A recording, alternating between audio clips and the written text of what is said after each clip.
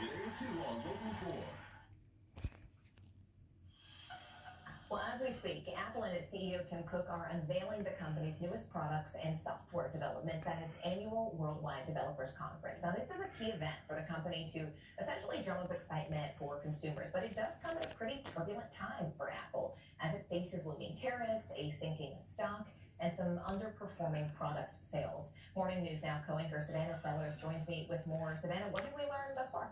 Yeah, so this is going on right now, and I just hopped off the live stream that's happening. There's over 800,000 people watching it just on YouTube alone. So a lot of interest. There's quite a few people there on the ground as well. This is their developers conference. So they are really unveiling things that the audience primarily made up of developers are interested in, the ways that they can develop things for the iPhone and how its new software will allow them to do so. What we've seen so far, really no new products at all yet. The event is still going on, so we might hear something soon.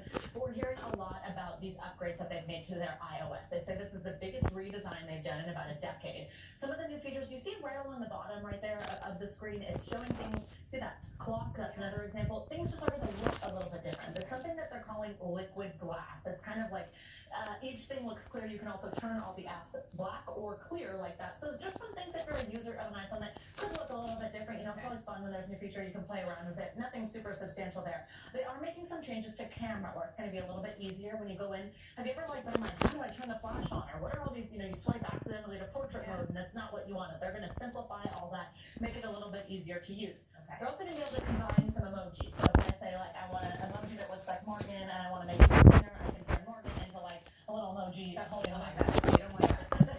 But little fun things like that is again always fun when there are these new changes. But mostly it's changes to how things look if you're a consumer. A couple new features, something that's called visual intelligence.